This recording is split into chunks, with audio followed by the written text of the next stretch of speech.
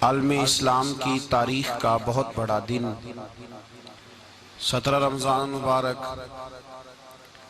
جس دن اسلام کا سب سے پہلا معرکہ کفر کے ساتھ پیش آیا اور اس کو معرکہ بدر اور غزوہ بدر کہا جاتا ہے۔ اس کو قرآن مجید نے یوم الفرقان بھی کہا ہے، فرق کرنے کا دن۔ یہ وہ پہلا معرکہ ہے جس کی دھاک کفر کے سینے پہ ایسی بیٹھی ہے کہ آج تک عالم کفر بدر کی للکار سے کانپتا ہے۔ ڈاکٹر اقبال نے امت مسلمہ کو ایک مشورہ دیا ہے۔ اس نے کہا ہے کہ شرط یہ ہے کہ فضائے بدر پیدا کر، فضا پیدا کر بدر جیسی، فضائے بدر پیدا کر، فرشتے تیری نصرت کو اتر سکتے ہیں گردوں سے کتار اندر کتار اب بھی۔ اور اسی مضمون کو دوسرے رنگ میں اقبال کہنے لگے، تو آج بھی ہو اگر ابراہیم کا ایمان پیدا، آگ کر سکتی ہے انداز گلستان پیدا۔ عالم اسلام کو یوم الفرقان غزوہ بدر کی للکار یاد رکھنی چاہیے۔ ملت کے جوانوں کو بدر کا سبق اور بدر کا نصاب کبھی نہیں بھولنا چاہیے۔ ہمیں آج جو درس دیا جاتا ہے وہ درس فلسفہ ہے۔ جو پیغام کفر کے مقابلے میں ہمیں بتلایا جاتا ہے وہ پیغام ہے مصلحت کوشی کا، وقت گزاری کا۔ ابھی دیکھو غزوہ بدر کا پس منظر مسلمانوں کو یہ سبق دیتا ہے کہ جب فضا پیدا ہو جائے تو اللہ مدد کر دیا کرتا ہے۔ جب فضا پیدا ہو جائے تو پھر اللہ مدد فرماتا ہے۔ جب فضا پیدا ہو، جب مدد کی فضا ہی پیدا نہ ہو، قرآن مجید فرقان حمید سورہ آل عمران میں سے جو آیہ کریمہ میں نے تلاوت کی تو اس میں اللہ تعالیٰ نے بدر کا ذکر فرمایا ہے۔ فرمایا وَلَقَدْ نَصَرَكُمُ اللَّهُ بِبَدْرٍ وَأَنْتُمْ أَذِلَّةٌ، فرمایا تحقیق ہم نے بدر میں تمہاری مدد کی حالانکہ تم تو کمزور تھے۔ ہم نے بدر میں تمہاری مدد کی، تم تو کمزور تھے۔ میدان بدر کے اندر اللہ تبارک و تعالیٰ نے مدد فرمائی، نصرت فرمائی مسلمانوں کی، اور ایسی کامیابی دی کہ پورا کفر جو اس وقت موجود تھا وہ کانپنے لگا کہ مسلمانوں کے پاس اتنی قوت کہاں سے آ گئی، اتنی طاقت کہ یہ کس طرح مالک ہوئے۔ بغور سمجھیے گا بات کو، ذرا تھوڑا سا پس منظر سمجھ لیں۔ 15 سال تک اعلان نبوت کے بعد نبی پاک صلی اللہ علیہ وسلم نے کسی جنگ کی، کسی لڑائی کی اجازت نہیں دی، کسی قسم کی منع فرمایا، بلکہ فرمایا لَكُمْ دِينُكُمْ وَلِيَ دِين، تمہارا اپنا دین ہے ہمارا اپنا دین ہے، منع کر دیا گیا۔ مسلمان ہجرت کر کے آ گئے مکہ سے مدینہ، لیکن یہاں بھی قریش مکہ اور کفار مکہ نے عالم اسلام کو، مسلمانوں کو، نبی پاک صلی اللہ علیہ وسلم کو سکون سے بیٹھنے نہیں دیا، پریشان کرتے رہتے تھے۔ اور اس پریشانیوں میں سے ایک بڑی پریشانی، جب تک آپ بات کے پس منظر کو نہیں سمجھیں گے آپ کو اصل مضمون سمجھ میں نہیں آئے گا۔ پریشان کرتے تھے مسلمانوں کو، مدینے آ کر پریشان کرتے۔ دنیا کا ایک مزاج ہے، جو آدمی اپنا دروازہ بند کر لیتا ہے لوگ اسے بزدل سمجھتے ہیں، حالانکہ بزدل اور صلح پسند میں فرق ہوتا ہے۔ بزدل اور ہوتا ہے، صلح پسند، کچھ لوگ صلح پسند ہوتے ہیں، لوگ انہیں بزدل کا طعنہ دیتے ہیں۔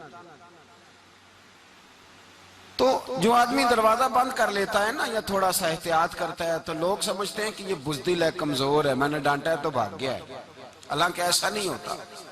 وہ شخص صلح پسند ہوتا ہے۔ میرے رسول کریم سید عالم صلی اللہ علیہ وسلم کی ذات صلح پسند ہے۔ حضور علیہ السلام نے صلح کو اہمیت دی ہے، اور وَصُلْحُ خیر، صلح ہی بہتر ہے۔ انہی لفظوں کے ساتھ محبوب نے ہمیں تعلیم ارشاد فرمائی ہے، صلح کو درجہ دیا ہے۔ تو 15 سال تک کوئی لڑائی نہیں لڑی۔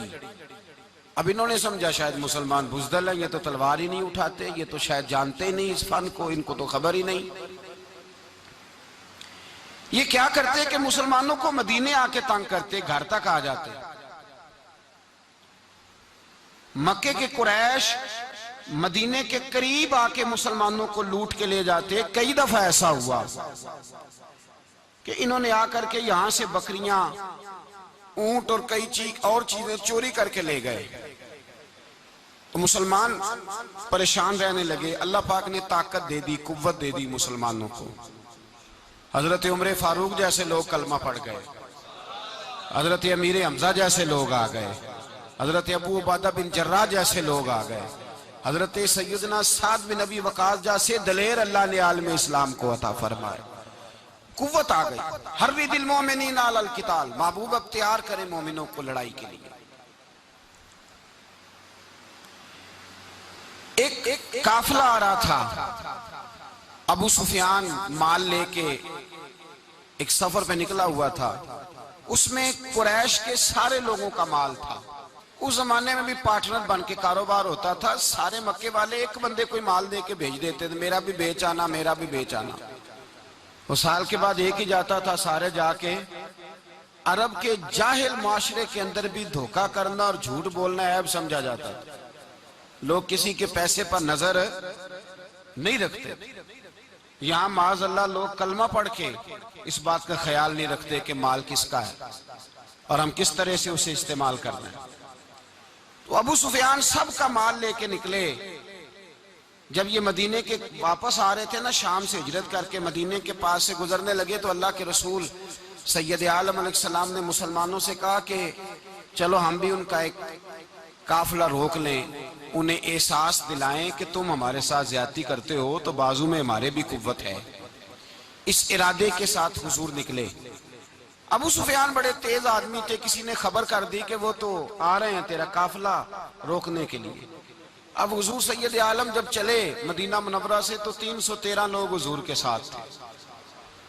کتنے جی؟ بولیے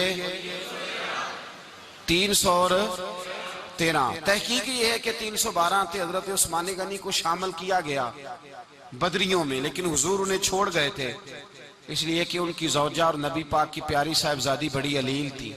فرمایا تو میری بیٹی کے لیے رہ جا۔ تو 313 لوگ حضور لے کے نکلے، 6 زرہیں، 8 تلواریں، چند گھوڑے۔ خود رسول پاک صلی اللہ علیہ وسلم جس گھوڑے پہ تھے، گھوڑا ایک تھا، سواریاں 3 تھی۔ حضرت مولا علی بھی تھے، جناب زید بھی تھے، نبی پاک بھی تھے۔ فرمایا کبھی تو بیٹھے گا، کبھی علی بیٹھیں گے، کبھی زید بیٹھیں گے، کبھی میں بیٹھوں گا۔ جب حضور کی پیدل چلنے کی باری آتی تو حضرت زید عرض کرتے حضور نہیں آپ بیٹھ جائیں، میں پیدل چلتا ہوں۔ حضرت علی کہتے حضور آپ بیٹھ جائیں، میں پیدل چلتا ہوں۔ تو حضور فرماتے تمہیں ثواب کی زیادہ ضرورت ہے، مجھے بھی تو ضرورت ہے نا۔ تو رسول کائنات سید عالم صلی اللہ علیہ وسلم بھی پیدل چلتے، یہ تھوڑا سا سامان لے کے نکلے۔ ابو سفیان کو اطلاع ہو گئی کہ وہ تو آ رہے ہیں۔ ابو سفیان نے ایک آدمی کو دوڑایا۔ اس زمانے میں جب کوئی بری خبر دینی ہوتی تھی تو وہ آدمی اپنے کان میں سوراخ کرتا تھا، لہو نکال لیتا تھا۔ وہ جس آدمی کو بھیجا اس نے اپنے کانوں سے لہو نکالا، اپنے اونٹ کے کان کاٹ ڈالے، چیخے مارنے لگا، مکے والوں دوڑو، مسلمانوں نے تمہارا قافلہ لوٹ لیا ہے، بھاگو۔ اب وہ تو پہلے دلیر تھے کہ یہ ہم سے چھپتے پھرتے ہیں شاید معاذ اللہ۔ انہوں نے کیا کیا کہ 1000 کا لشکر، ہر آدمی کے پاس گھوڑا، ہر آدمی کے پاس تلوار، نیزہ، سارے عتبہ، عتیبہ، شیبہ، ابو البختری، امیہ بن خلف، ابو جہل، سارے کٹھے ہو کے آئے اور نکلے میدان بدر کی جانب۔ ادھر ابو سفیان اس آدمی کو بھیج کے تو دریا کے رستہ ہی بدل گیا، مدینے کے رستے آیا ہی نہیں، خود بچ گیا۔ اور جب بچ کے نکلا نا تو اس نے ایک آدمی بھیجا کہ قافلہ محفوظ ہو گیا ہے، تم لوگ فکر نہ کرو۔ اس نے جا کے پیغام دیا ابو جہل کو، کہ ابو سفیان کہتا ہے میں بچ گیا ہوں، مجھے کوئی خطرہ نہیں، اب تم لوگ کسی قسم کی تکلیف نہ کرو، تکلف نہ کرو، واپس چلے جاؤ۔ ابو جہل کہنے لگا نہیں، اب تو ہم واپس نہیں جائیں گے، اب تو ہم ان کا کچھ کر کے ہی جائیں گے۔ سمجھ آ رہی ہے میری باتوں؟ پس منظر سمجھ میں آ رہا ہے؟ اب نہیں واپس جانا، نکلے ہیں تو کچھ کریں گے۔ اب جب میدان کے اندر آنے کے لیے تیاری ہو رہی ہے، ادھر سے پتہ چل گیا، نبی پاک صلی اللہ علیہ وسلم کو اطلاع ہوئی کہ ابو سفیان تو اپنا لشکر بچا کے، قافلہ بچا کے لے گئے، لیکن قریش بضد ہیں آنے کے لیے۔ نبی پاک صلی اللہ علیہ وسلم نے ایک جگہ پہ تمام مسلمانوں کو جمع کیا۔ یہ بات قابل غور ہے۔ حضور نے فرمایا بھی 1000 کا لشکر اسلحے سے لیس ہو کے آ رہا ہے، تم 313 ہو، تمہارا ارادہ کیا ہے؟ نہ تمہارے پاس زرہیں ہیں، نہ تلواریں ہیں، نہ تمہارے پاس نیزہ ہے، نہ تیر ہے، کیا کرنا ہے؟ صحابہ کرام علیہم رضوان فرماتے ہیں جب نبی پاک صلی اللہ تعالی علیہ وسلم نے مشورہ لیا نا، تو سب سے پہلے جو شخصیت اٹھی وہ حضرت ابوبکر صدیق کی ذات تھی۔ جناب صدیق اکبر اٹھے، عرض کرنے لگے محبوبہ بات ہی کوئی نہیں، آپ حکم کریں، ہم تو بڑی دیر سے تیار بیٹھے۔ حضرت عمر کہنے لگے حضور میں تو تھک گیا ہوں انتظار کر کر کے۔ اور شیر خدا مولا کائنات علی المرتضیٰ رضی اللہ تعالیٰ عنہ کہنے لگے محبوبہ زنگ لگ گیا میری تلوار کو، زنگ لگ گیا، کوئی موقع ملے دیواریں ہلتی رہتی ہیں اور در کانپ جاتا ہے، علی کا نام سن کے اب بھی خیبر کانپ جاتا ہے۔ فرمایا حضور زنگ لگ گیا، مہربانی کریں، جلدی کریں، ہم تو تیار بیٹھے۔ حضور نے پھر توجہ کی، نبی پاک صلی اللہ تعالیٰ علیہ وسلم نے پھر توجہ کی، تو یہ تو سارے وہ بول رہے ہیں جو میرے ساتھ مکے سے آئے ہوئے ہیں، مدینے والے بھی تو بولے نا۔ تو مدینے والوں میں سے حضرت مقداد اٹھے، حضرت مقداد رضی اللہ تعالیٰ عنہ، اور اٹھ کے عرض کرنے لگے یا رسول اللہ آپ کا اشارہ ہماری جانب ہے؟ حضور نے فرمایا ہاں تمہاری جانب ہے۔ تو کیا خوبصورت جواب ہے، اور کیا انداز تکلم ہے، اور کیا گفتگو بے حسن ہے، اور کیا پس منظر ہے، اور کیا دلیل ہے، اور کیا تاریخ کا مطالعہ ہے۔ حضرت مقداد کہنے لگے یا رسول اللہ ہم کوئی حضرت موسیٰ علیہ السلام کی قوم نہیں کہ آپ سے کہیں گے آپ لڑے یا آپ کا خدا لڑے۔ یا رسول اللہ ہم خشکیوں میں بھی لڑیں گے، دریاؤں میں بھی لڑیں گے، ہم خشکیوں دشت تو دشت ہیں، صحرا بھی نہ چھوڑے ہم نے، اور بحر ظلمات میں دوڑا دیے گھوڑے ہم نے۔ کہا حضور ہم وہ نہیں ہیں کہ جو آپ سے کہیں گے آپ لڑے اور آپ کا خدا لڑے، ہم تو تیار ہیں، آپ جلدی کریں۔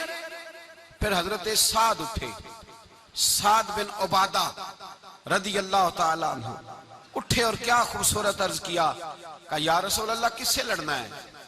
حضور بولیے ذرا یا رسول اللہ۔ حضور نے فرمایا قریش مکہ سے۔ تو صحابی کا وجد دیکھیے گا، انداز دیکھیے گا، کہنے لگے حضور سنا ہے جن نظر نہیں آتے، دیو نظر نہیں آتے، سنا ہے دکھائی نہیں دیتے، محبوبہ حکم کرے میں تو جنوں سے بھی لڑنے کے لیے تیار ہوں، میں تو ان دیکھی جگہوں پہ تلواریں چلا جاؤں گا، نبی کا حکم ہو تو کود جائیں ہم سمندر میں، جہاں کو محو کر دے نعرہ اللہ اکبر میں۔ یا رسول اللہ حکم کریں کس سے لڑنا ہے؟ میرے نبی پاک خوش ہو گئے، حضور خوش ہوئے، چہرے پہ مسکراہٹ دوڑی، فرمایا تم پر کوئی غلبہ پا ہی نہیں سکتا۔ فرمایا چلو اب اٹھو چلیں، نہ تلواریں ہیں، نہ گھوڑے ہیں، نہ کوئی شے ہے، نہ پاس اسلحہ ہے، نہ کوئی بظاہر طاقت ہے۔ حضور اٹھے تو ایک ننھا مجاہد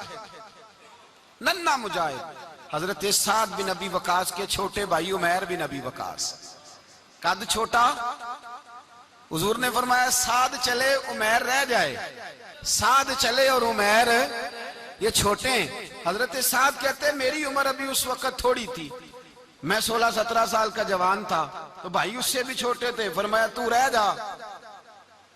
اللہ اکبر۔ تو کہتے ہیں دیکھو عمر دیکھو، اور منانے کا انداز کیا ہے، جا رہے ہیں جہاد کے لیے، تو بچہ رو نہیں پڑتا گھر میں۔ حضرت عمیر رونے لگے، کہنے لگے نہیں میں نے بھی جانا ہے۔ رونا کہاں جانا ہے بھائی؟ کوئی کھیلنے جا رہے ہیں، کوئی کھیلنے جا رہے ہیں، سیر کو جا رہے ہیں، کوئی جو ہے وہ کسی تفریح کے لیے نکل رہے ہیں، نہیں میں نے بھی جانا ہے۔ حضور نے فرمایا بیٹے تلواروں کی چھاؤں میں جا رہے ہیں، وہاں گرجدار آوازیں ہوں گی، وہاں سینے کٹیں گے، گردنوں پہ ضرب لگے گی۔ تو حضرت عمیر بن ابی وقاص نے نا اپنی ایڑیاں اٹھا لی، پنجوں کے بل کھڑے ہو گئے، کہنے لگے سونیا میں گردن کٹانے کو تیار ہوں۔ تو حضور نے فرمایا تیرا بڑا بھائی چلا جو ہے۔ حضرت عمیر کہنے لگے حضور قد میں بڑا ہے، طاقت میں نہیں بڑا۔ قد میں بڑا ہے، طاقت میں، کہا یہ قد میں بڑا ہے، جسامت میں بڑا ہے، طاقت میں نہیں بڑا۔ حضور نے فرمایا کیسے پتا چلے گا؟ کہا حضور کشتی کرا لیں، کشتی کرا لیں۔ چشم فلک نے عجیب نظارے دیکھے، محبوبہ کشتی کرا لیں۔ حضور نے فرمایا کرو کشتی، کرا لیتے ہیں، کرو کشتی۔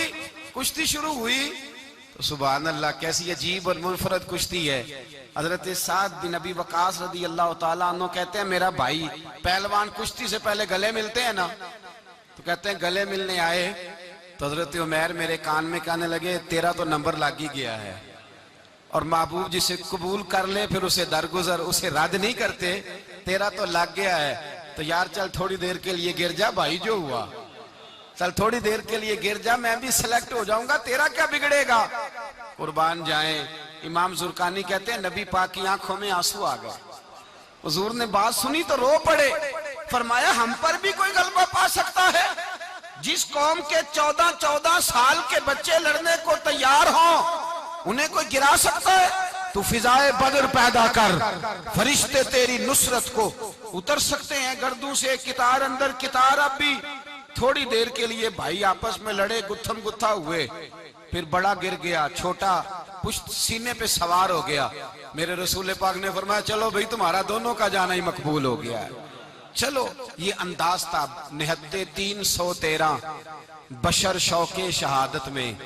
نہتے اس کو کہتے ہیں جس کے پاس اسلحہ نہ ہو۔ نہتے 313 بشر شوق شہادت میں نکل آئے تھے میدان میں محمد کی قیادت میں، نہ تیگ و تیر پہ تکیا، نہ خنجر پر نہ بھالے پر، بھروسہ ہے تو ایک سادی سی کالی کملی والے پر، بھروسہ ہے تو ایک سادی سی کالی، زیادہ مہنگی بھی نہیں، سادی سی کالی کملی والے پر، بھروسہ ہے تو ایک سادی سی کالی کملی والے پر۔ میرے مصطفیٰ کریم علیہ السلام کا لشکر میدان کی جانب، ادھر کفار جوش و خروش سے طے پایا رستے میں۔ ابو جہل نے کہا کہ روز ایک سردار اونٹ ذبح کرے گا، گانے گانے والی عورتیں گانے گائیں گی، بدر کی فضا دیکھ لیں، گانے والی گانے گائیں گی، روز ایک اونٹ ذبح ہوگا، شراب کے دور چلیں گے معاذ اللہ، اور مسلمانوں کے خلاف جوش پیدا کیا جائے گا۔ ادھر کھانے کے لیے شے کوئی نہیں، کوئی طاقت نہیں، تو یہاں کیا ہوگا؟ میرے حبیب نے فرمایا راتوں کو سجدے کریں گے، دن کو اٹھ کے اللہ اکبر کے نعرے لگائیں گے۔ یہاں عبادتیں ہیں، ریاضتیں۔ میرے رسول کریم سید عالم صلی اللہ تعالیٰ علیہ وآلہ وسلم سے پہلے کفار پہنچ گئے، انہوں نے پہنچ کر بدر کے میدان میں قبضہ کیا، جہاں کنویں تھے سب پہ قبضہ کر لیا، جو زمین خشک تھی ریتلی تھی وہ چھوڑ دی، اور جو زمین ہموار تھی اس پہ قبضہ کر لیا۔ جب نبی پاک صلی اللہ علیہ وسلم تشریف لے کر کے گئے تو ریتلی زمین تپتی ہوئے صحرا، 17 رمضان کا دن، صحابہ نے روزے رکھے ہوئے صحابہ نے کیا کیا ہوا ہے؟ کیا کرنے گئے؟ پکی کر لے تو یہ بولے تھوڑے ہو نا، میں کہ شاید کچھ حق ہوئے۔ کیا کرنے گئے تھے؟ روزہ رکھ کے۔ اللہ خیر ہی کرے۔ ہمارے ہاں تو روز نیا بہانہ ہوتا ہے، کہتے میں کام تے جانا، میرا تو نہیں نہ بنتا، روز نیا بہانہ ہے، کہتے نہیں میں تو مزدور آدمی ہوں۔ کس طرح کی بات کرتے ہو؟ اللہ نے فرض کیا ہے تو اس کا مطلب ہے کہ گزارا ہو سکتا ہے، چل سکتا ہے، تبھی تو فرض کیا ہے۔ حضور نے فرمایا روزے کھول دو بھائی، پر کون کھولے؟ کوئی نہیں تیار۔ اب اللہ کے رسول نے خود گھوڑے کے اوپر بیٹھ کر کھجور کھائی دوپہر کے وقت، جب حضور نے کھولا تو تب سب نے کھولا۔ 17 رمضان نبی پاک صلی اللہ علیہ وسلم کے آنے سے پہلے انہوں نے کنووں پہ بھی قبضہ کر لیا، ہموار زمین، حضور آئے تو ریتلی زمین ملی، وہیں صحابہ نے ڈیرے لگائے۔ اب پانی کوئی نہیں، کوئی شے نہیں، تپتا ہوا صحرا، اوپر سے سورج گرمی برسا رہا ہے، حفیظ جلندری کہتے ہیں کہ زمین دعا مانگنے لگ گئی، زمین دعا مانگنے لگی، زمین کہنے لگی خدا بندہ مہربانی فرما، تیرے رسول آئے ہیں تو اب ذرا مجھے ٹھنڈا نہیں کر دیتا۔ حفیظ جلندری کا نظریہ ہے، وہ کہتے ہیں زمین دعا مانگنے لگی، زمین کہنے لگی مولا تیرے حبیب کے قدم جب میری اس خاک پہ آئے، الہی حکم دے سورج کو اب نہ آگ برسائے۔ زمین کہتی ہے تیرے حبیب کے قدم جب میری اس خاک پہ آئے، الہی حکم دے سورج کو اب نہ آگ برسائے، میرے دامن سے گر ان کو ہوائے گرم آئے گی تو مجھ کو رحمت للعالمین سے شرم آئے گی، میرے دامن سے گر ان کو ہوائے گرم آئے گی تو مجھ کو رحمت للعالمین سے۔ زمین کہنے لگی مجھے شرم آئے گی کہ محبوب آئے ہیں اور میں یا اللہ مہربانی کر۔ حفیظ جلندری ویسے تو حضور کی دعا، صحابہ کی دعا سب کی بات ہے، وہ کہتے ہیں زمین نے دعا مانگی، جب دعا مانگی تو اللہ نے بارش عطا کر دی۔ حضور نے فرمایا لو بھی حوض بنا لو، پانی بھر لو۔ صحابہ کہتے ہیں چھوٹے چھوٹے حوض بنا لیے، پانی ہم نے ان کے اندر جمع کر لیا، جانوروں کو پلایا، خود بھی ہم نے وہ پانی رکھا وضو کے لیے، غسل کے لیے۔ فرماتے ہیں اب ریتلی زمین تھی تو سمجھ لیں بارش پڑنے سے پکی ہو گئی، ان کی جانب کیچڑ ہو گیا، پانی ختم ہو گیا، کافروں کی طرف ختم ہو گیا۔ یہاں حالات اس طرح کے ہیں کہ یہاں پانی جمع ہے، وہاں ختم ہوا، اور تاریخ کا عجیب حوالہ دیکھیں حضور کو شہید کرنے آئے، دو کافر رات کو چپکے سے اس حوض سے پانی پی رہے تھے جو مسلمانوں کا حوض ہے۔ ایک صحابی کہنے لگے حضور کافر پانی پی رہے ہمارے حوض سے، ماروں؟ حضور نے فرمایا نہیں، کافر ہوئے تو کیا ہوا، مخلوق تو ہے نا اللہ کی، پینے دو پینے دو، ہمارے دروازہ رحمت سے کوئی خالی جا سکتا؟ ایسا کی تیری خیر تیرے میں کدے کی خیر، ایسی پلا کہ جس کا نشہ عمر بھر رہے، اور پلا کے گرانا تو سب کو آتا ہے، مزہ تو تب ہے کہ گرتوں کو تھام لے ساکی۔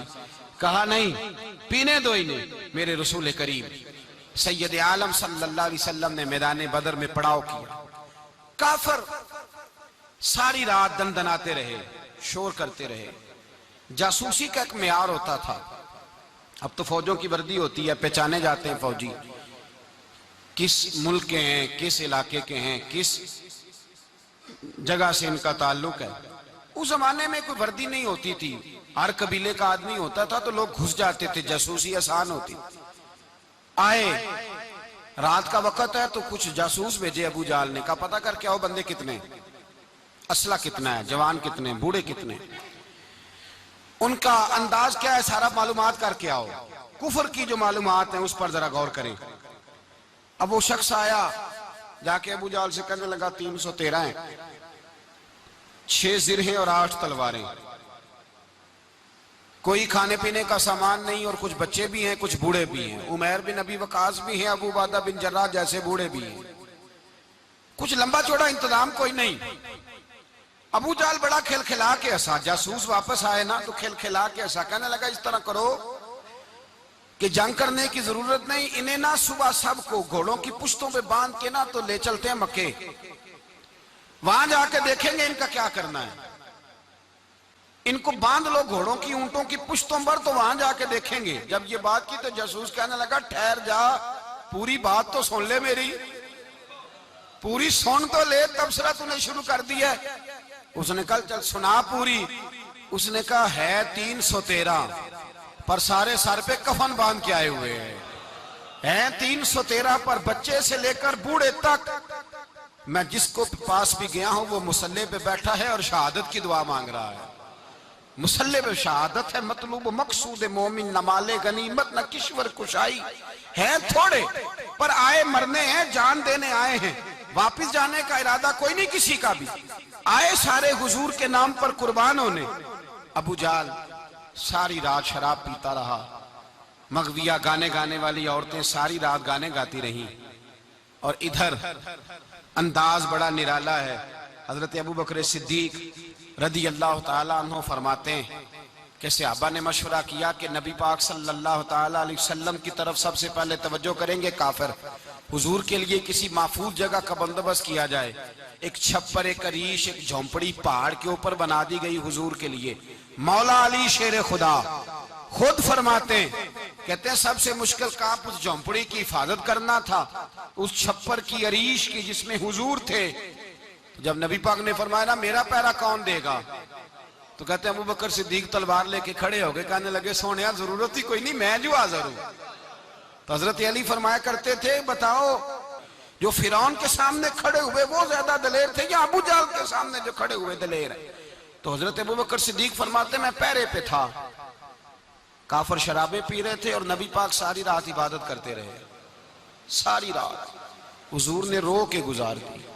کہا اے اللہ، کیا لفظوں میں حسن ہے کہ اے اللہ میرے پاس یہ 313 کل تھے میں لے کے آ گیا ہوں، اگر آج یہ ختم ہو گئے تو بتا قیامت تک کون تیری عبادت کرے گا؟ اے اللہ یہ 313 ہی تھے جو میں لے آیا، مہربانی فرما۔ ساری رات دعا ہوتی رہی، ساری رات حضور دعا کرتے رہے۔ پہلے حکم آیا کہ 1000 فرشتہ بھیجا ہے، پھر اے محبوب چل 3000 بھیجے، پھر اللہ نے کہا محبوب میں نے 5000 بھیجے ہیں۔ حضرت علامہ ہزاروی کہا کرتے تھے کہ نہیں، رب کریم نے فرمایا 5000 بھیجے ہیں، تو محبوب نے کہا نہیں مولا اس طرح نہیں، میرے فرشتے نہ بھیج، تیرا وعدہ تھا میں بھی آؤں گا، تیرا وعدہ تھا میں بھی آؤں گا۔ اور وہ اپنے انداز میں فرمایا کرتے تھے سانو کل کے وچ میدان بدر تے آپوں بہ رہے ہیں یار کنارے تے تیرا وعدہ تھا میں بھی آؤں گا۔ تو پھر حکم ہوا قرآن میں انی معکم، محبوب میں بھی تیرے ساتھ ہی ہوں، محبوب میں بھی تیرے، خدا خود میر مجلس بود۔ سارے بولیے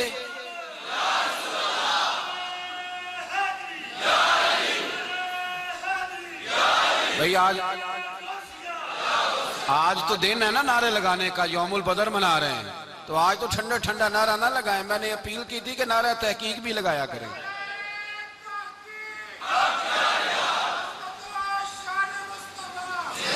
تو بھائی یہ یاد رکھیں، سمجھے اس بات۔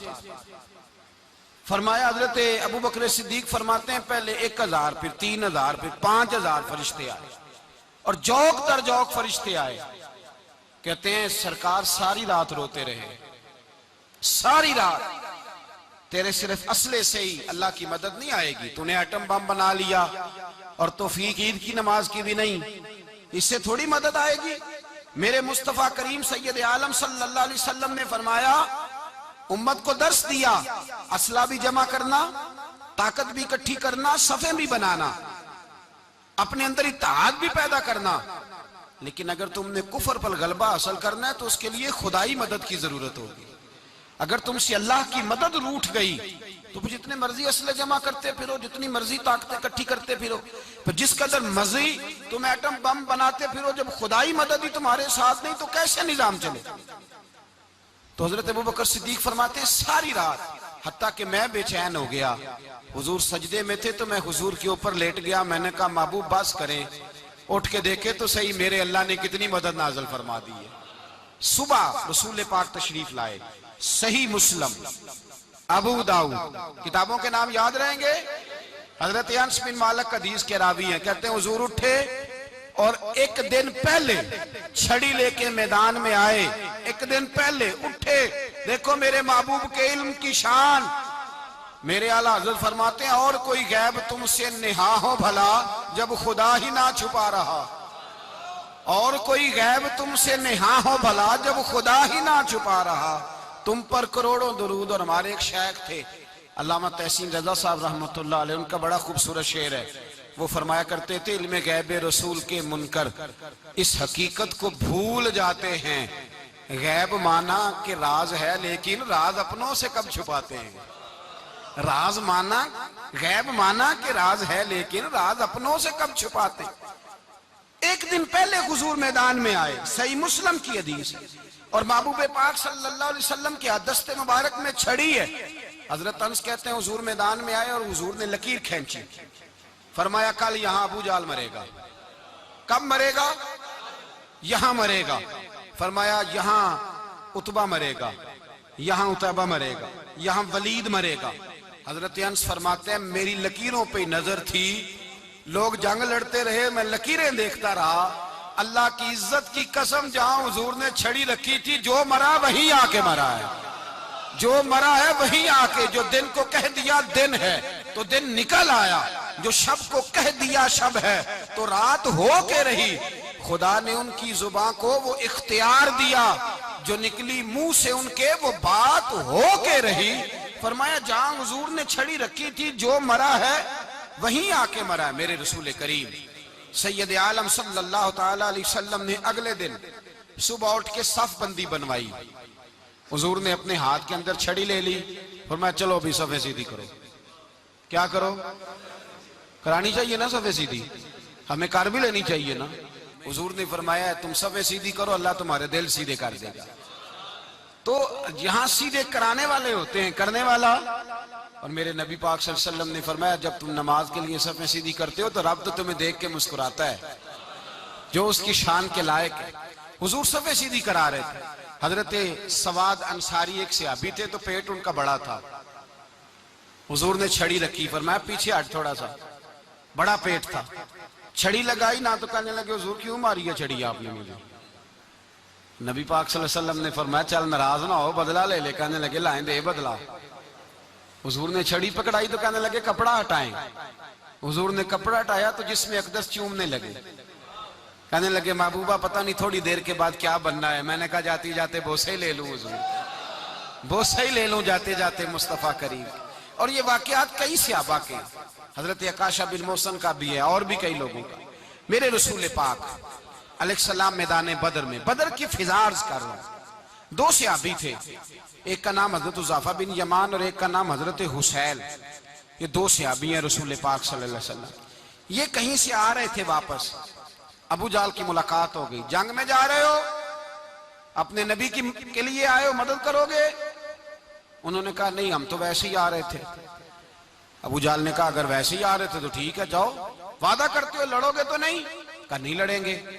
یہ دونوں وعدہ کر کے آگئے حضور کے پاس، کہا یا رسول اللہ ہم نے اس سے وعدہ کر لیا ہے لیکن ہمارا ارادہ تو لڑائی کرنے کا ہے، ہمیں تو یہاں کے پتہ چلا ضرورت بڑی ہے۔ تو نبی پاک صلی اللہ علیہ وسلم نے فرمایا تم نے وعدہ کر لیا اب تم نہیں لڑو گے۔ کہا یا رسول اللہ کافر سے وعدہ کیا ہے۔ میرے نبی پاک نے فرمایا کیا تو مومن نے ہے نا۔ کس نے کیا ہے؟ اللہ اکبر۔ کوئی وعدوں کی پاسداری نہیں کرتا۔ میدان بدر میں جہاں ایک ایک فرد کی ضرورت ہے، ایک ایک فرد کی، وہاں رسول پاک نے فرمایا مومن نے وعدہ کیا ہے لہٰذا ہم دو مجاہد کاٹتے ہیں۔ فرمایا تم بیٹھ جاؤ تم نہیں لڑو گے۔ اب دونوں لشکر آمنے سامنے ہوئے، آمنے سامنے۔ سب سے پہلے آنے والوں میں سے ادھر سے ولید آیا، عتبہ آیا، اس کا بھائی شیبہ آیا، یہ تین آئے۔ کہنے لگے حضور ہمارے مقابلے میں بھیجے۔ نبی پاک نے انصار میں سے بھیجا، کہنے لگے یہ نہیں ہمیں چاہیے، ہمارے مقابلے میں قریشی اور ہاشمی بھیجو۔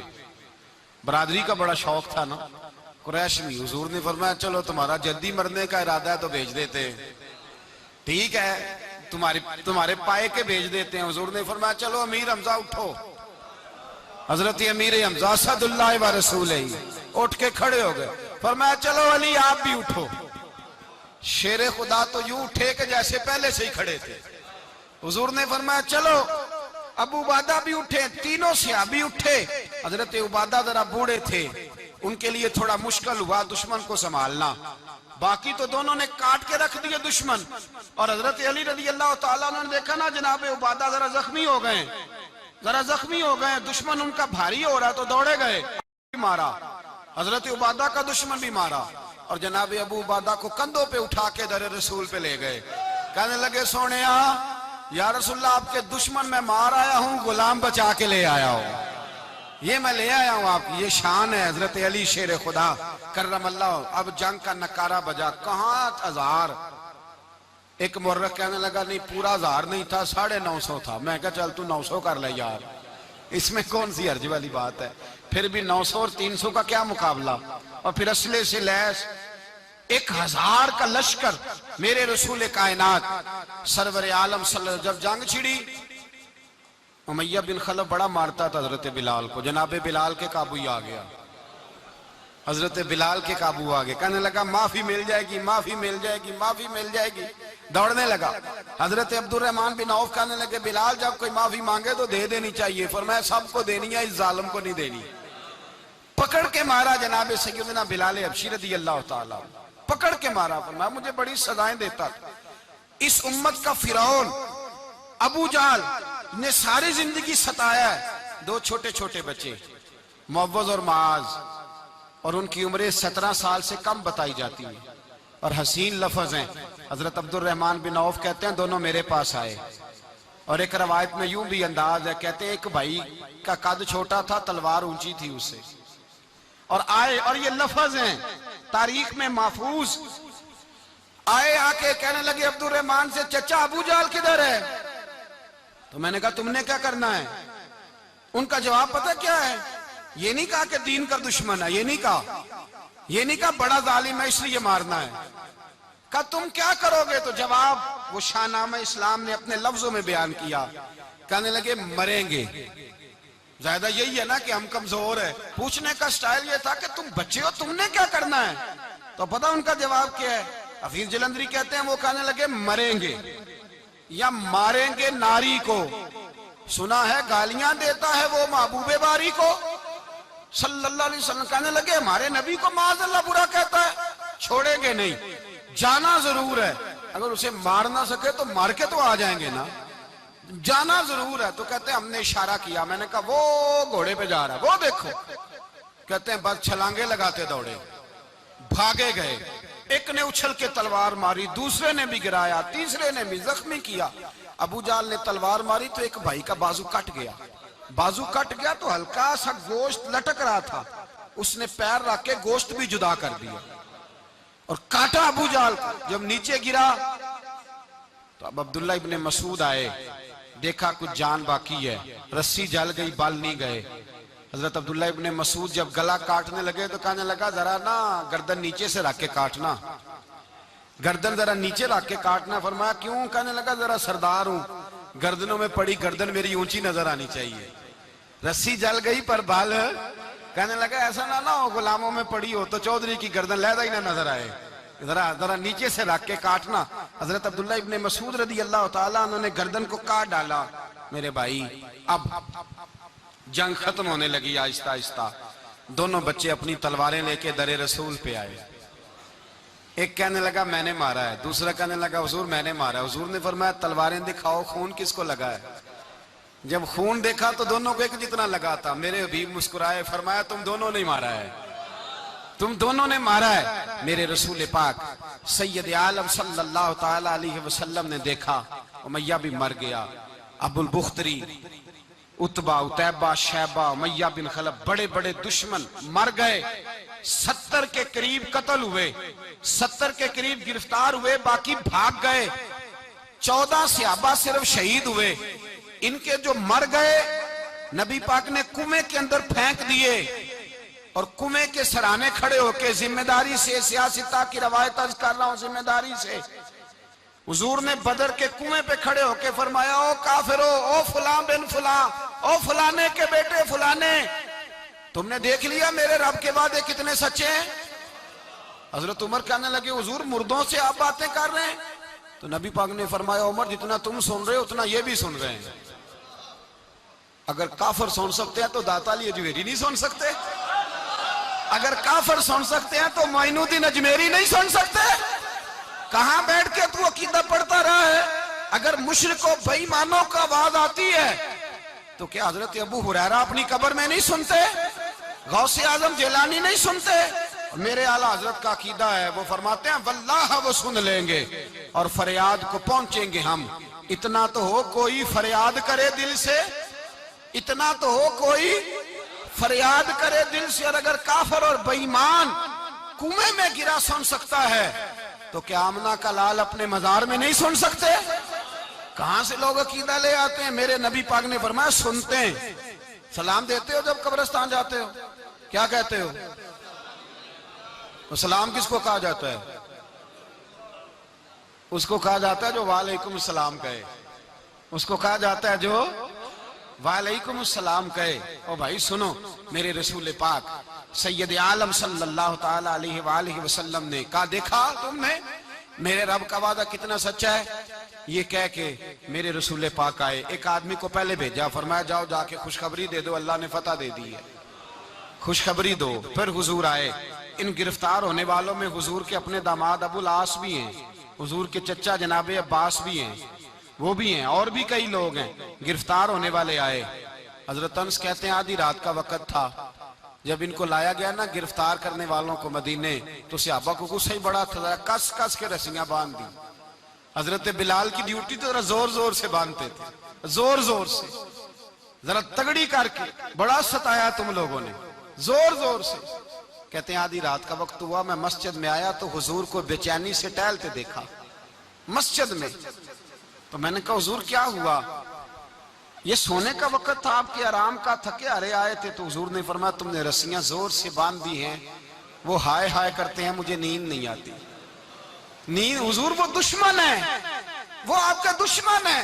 فرمایا وہ میرے دشمن ہے پر میں تو رحمت للعالمین ہوں، ذرا ڈھیلی کر دو، سو جائیں تو میں بھی سو جاؤں۔ سویرے حضور نے صحابہ کو بلایا، فرمایا ان کا کرنا کیا ہے؟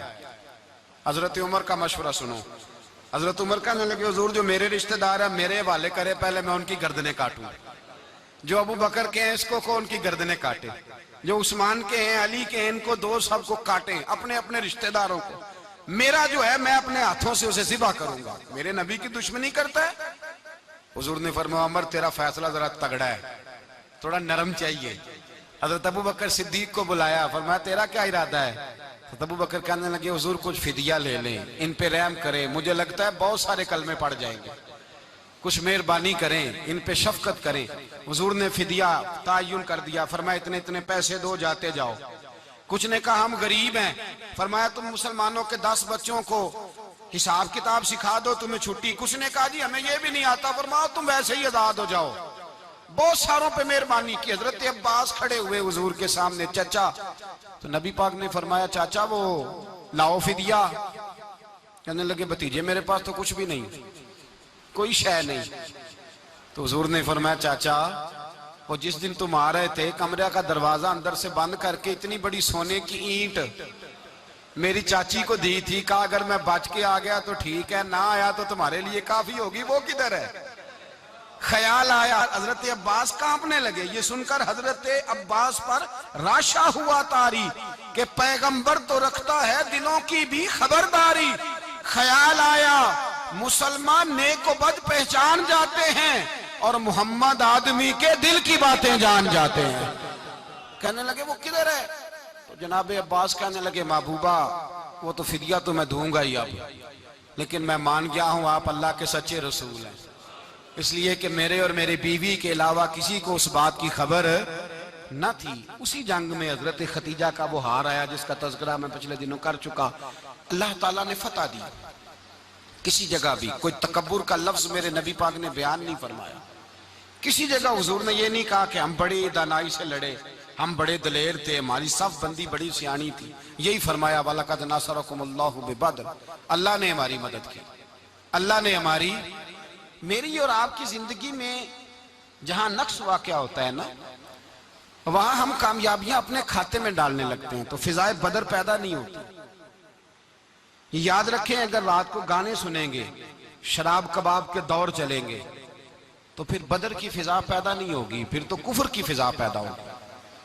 اور اگر رات کو مسلح آباد رہیں گے، میں نے کچھ دن پہلے کہا تھا جمعے میں، صلاح الدین ایوبی جب جنگ لڑ رہے تھے تو ایک بحری بیڑا آ رہا تھا دشمنوں کا، اسلحہ لے کے، مسلمانوں کے پاس اسلحہ پہلے کم تھا، تو ایک بحری جہاز اور اسلحہ لے کے آ رہا تھا عیسائیوں کا۔ تو صلاح الدین ایوبی ساری رات مسجد اقصی میں روتے رہے۔ سویرے ایک بزرگ ملے تو کہنے لگے، پہلے رات کو بھی ان سے دعا کے لیے کہا، پھر سویرے صلاح الدین کہنے لگے حضور دعا کرنا، مسلمان پہلے ہی کمزور ہیں اور عیسائیوں کا ایک بحری بیڑا اسلحہ لے کے اور آ رہا ہے۔ تو بزرگ کہنے لگے وہ تو بیڑا غرق ہو گیا ہے، وہ غرق ہو گیا۔ کہا کہاں غرق ہوا؟ کہنے لگے تو ساری رات روتا رہا ہے تو تیرے آنسوؤں میں ہی غرق ہو گیا ہے، تیرے آنسوؤں میں غرق ہو گیا، وہ اب نہیں آئے۔ کچھ دیر کے بعد خبر مل گئی واقعی ڈوب گیا ہے پانی میں۔ بھائی جب تو اللہ کو منا لیتا ہے، جب رب کی مدد تیرے آتا ہے، یاد رکھنا زندگی میں کہیں بھی آپ لڑ رہے ہیں، کسی محاذ پر بھی اگر حق آپ کے ساتھ ہے تو پھر اللہ کی مدد آپ کے ساتھ. اور اگر حق آپ کے ساتھ نہیں تو پھر جتنے مرضی ہیلے بہانے کر لیں، وکیل مہنگا کر لیں، جج خرید لیں، پھر آپ دنیا کی ساری سیاست لڑا رہے ہیں. جب حق آپ کے ساتھ نہیں تو پھر رب کی مدد آپ کے ساتھ. آج شام کے اندر روز قتل ہوتا ہے. برما کے مسلمانوں پر زمین تنگ ہے. کشمیر میں اتنا خون بہہ چکا ہے کہ اب شاید کشمیر کی وادی خون پیتی بھی نہیں، اتنا خون بہہ گیا ہے. فلسطین قبلہ اول مسلمانوں کا مسجد اقصی یہودی کے قبضے میں ہے. مسلمان اپنی اپنی اپنی اپنی. اور ظلم کی بات یہ ہے، ظلم کی بات کہ ہم توحید کا اعلان کرنے والے، توحید کے ٹھیکیدار بننے والے، سلوٹ کرنے پہ آتے ہیں تو عیسائیوں کو بلا کے کرتے ہیں، یہودیوں کو بلا کے کرتے ہیں. میرے بھائی، مسلمان کے پاس اسلحہ بھی ہے، پیسہ بھی ہے، دولت بھی ہے، ہر قسم کا ذخیرہ ہے. ضرورت یہ ہے کہ اسے خدا کی مدد نصیب ہو جائے. اللہ کی مدد جب تھی تو اسلحے کی ضرورت نہ تھی. جب تک خدا کی فضائے بدر پیدا کرے، فضائے بدر پیدا کرے. اگر حق آپ کے ساتھ ہے، اندر خلوص ہے، اور آپ لڑ اللہ کے دین کے لیے رہے ہیں، ذاتی اگر نام و نمود ہے، خواہشات ہیں، ذاتی آپ کے مفادات ہیں، تو پھر بڑی جلدی یہ سفر ناکامیوں کا سفر ہو جاتا ہے. فضائے بدر پیدا کریں، رضائے الہی کے لیے میدان میں نکلنے کا جذبہ اپنے دل میں پیدا کریں. بدر کے 14 صحابہ جو شہید ہوئے، وہ 14 صحابہ کو ہم سلام عقیدت پیش کرتے ہیں. ان 14 کے لوگوں کو شاید نام بھی نہ آتے ہوں، لیکن اسلامی تاریخ میں انہوں نے ایسا حسن بھرا ہے، ایسا حسن بھرا ہے کہ کافر آج بھی بدر کے نام سے کامتا ہے. نام نہ بنائیں دین کے معاملے میں، کام کریں. جو کام کرتا ہے اللہ اس کا نام بنا دیتا ہے. کام کریں، اور کبھی بھی دین کی نصرت کے لیے جب نکلیں اپنے آپ کو آگے نہ کریں، دین کو آگے رکھیں. بدر والوں نے دین آگے رکھا تھا، اللہ نے انہیں کامیابی دی. جب سے نام آگے رکھنے، آج پوری امت مسلمہ میں صرف صدارت کا چکر ہے، کون ملک آگے لگے گا، کون آگے بڑھے گا. فضائے بدر پیدا ہو جائے گی تو دین آگے رہ جائے گا، شخصیات پیچھے ہو جائیں گی. اور یاد رکھیں، نظریات بچیں تو شخصیات بھی باچی جاتی ہیں. نظریہ بچانا بڑا